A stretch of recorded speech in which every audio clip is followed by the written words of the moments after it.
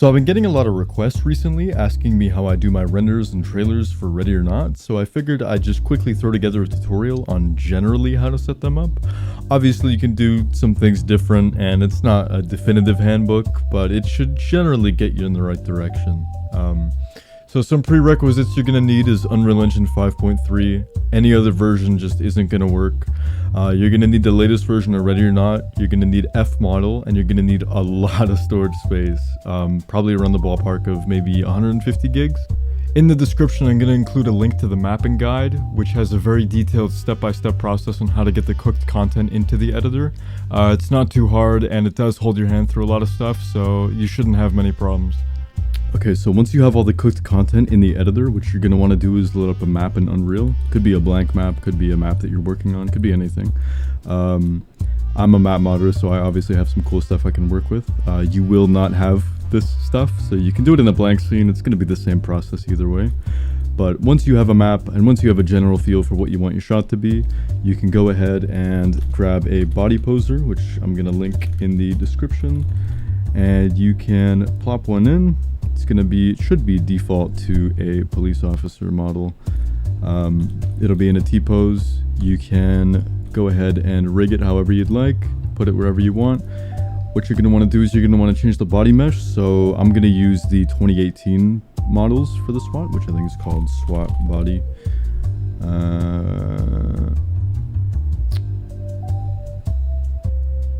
See if I can generally find this. There we go, SWAT body. Now you can see that updates in real time, and you can change the head. So let's just go SK SWAT head, and you can choose any head you want. It doesn't have to be like a specific head or anything. It's just, you know, up to you. So I'll just go and choose judge as an example. I think I picked the wrong mesh. Whoops. There we go. So you can use the cooked stuff. Once you generally have that, you can pick a weapon, you can pick armor, you can pick all different kinds of things. So I'll just go light armor. Yeah, that should be fine. And then you can click use armor, use weapon. Now, for getting the animations to work, generally what you want to do is you want to go over here to custom animation asset, and you're not going to have everything that I have here, but you will have a decent amount of animations that you can pick from. So I already have a general idea of what I'm going to do for this shot, so I'm going to use certain animations. So I'll use some animations I've ripped from older builds of the game, and I'll do something like trailer walk maybe that I've seen this one. This is pretty good. I'll go trailer walk. Yeah, this one is a pretty decent pose. Obviously you can just change up pretty much whatever you want to do with these. You can, if you want to animate them, it's a bit of a different process. You still choose the animation like this. Turn off is looping, is playing, and you want to make, for an example, just make a new level sequence. So you can go over here, go to cinematics, level sequence. Let's just do trailer test, and we'll open that up.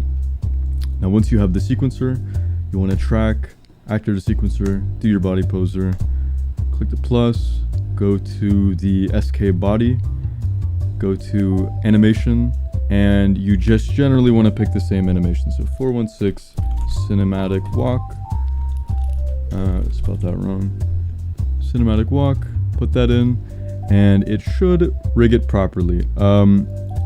Depending on the animation, it can have problems with the armor. I've had to fix that a couple times on stuff I've done, but the fix for that is to get rid of the armor on the mesh. Go over here. I'm sure there's a better way to do this. It's just the only way I've found. And you want to get the armor into the actual scene. Just drag it in. Track the armor. And you want to attach the armor to the body poser. This is the best slot that I've found, or the best socket. So go to extra item 1 and then reset the location. It should be roughly in the same spot.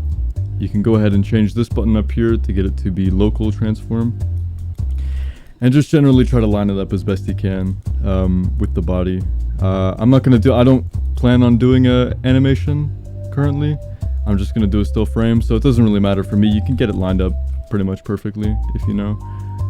But once that's done, you can see I've got him going through the box, but yeah, it does animate fine.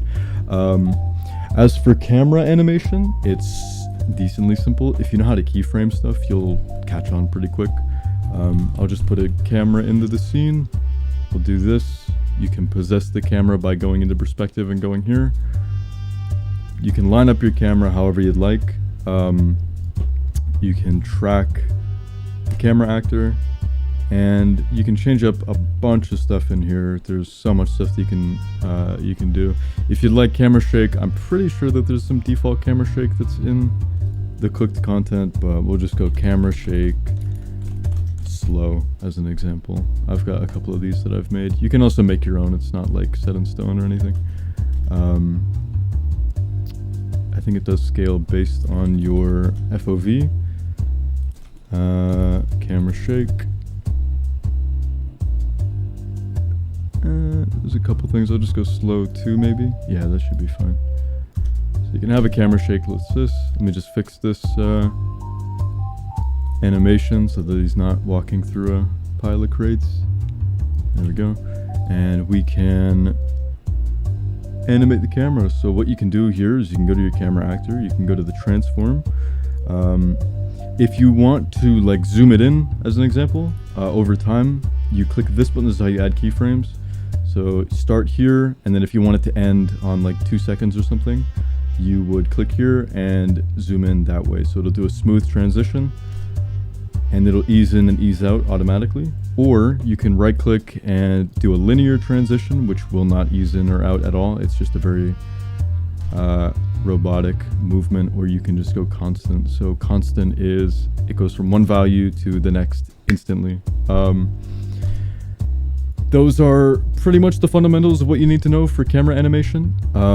The same thing applies for transforms and movement in general. So if you want to like move forward, as an example, set keyframes here and then set keyframes over here, and you can just move it just generally across the scene. So once that moves, it'll move and zoom in at the same time. So I don't want it to be that zoomed in, obviously.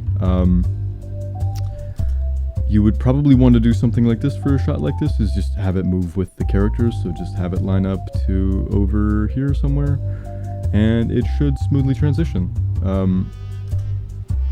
Now you can set it to be like smoother or whatnot, you know, be slower. If you want to change the animation speed, you can go here and right click this, change animation play rate. So I'll go 0.5, and then that'll change the timing of everything. So if you want it to be a little bit slower, you can kind of customize all of that freely. For now though, I'm just going to do a still frame render. Okay, so just a minor edit here. If you want to have attachments to characters and whatnot, or just attached to objects in general, you go into your camera actor here, cine camera actor, and you would go attach, and you can attach the camera to the body head, for example, right? I've already done that here, and you can just generally pose it to be correct. I think it'll be like a really weird rotation, so just make sure to reset the rotation, reset the location, and set it up as you please. You can also change the focus distance, if you want to have stuff in focus or not, like this. What you would do for this kind of thing is to grab the manual focus distance, and you can kind of just keyframe it to different positions. So I'll put it to a low volume, and you can just put like 600 for an example for this shot, and it will slowly ramp between these two values, and it will smoothly transition between them. It should be generally acceptable for most shots. There are some things that you can tweak, like the f-stop value. That's going to change what is, you know, in focus or not, how intense the focus is. Like if you want to have it just be a little bit less blurred, you can just do something like that, but that should just generally be a catch-all. So I'm just going to go ahead and set up an individual render, still frame render, during a time lapse, just to kind of get a general feel for what it looks like to set these kind of things up. So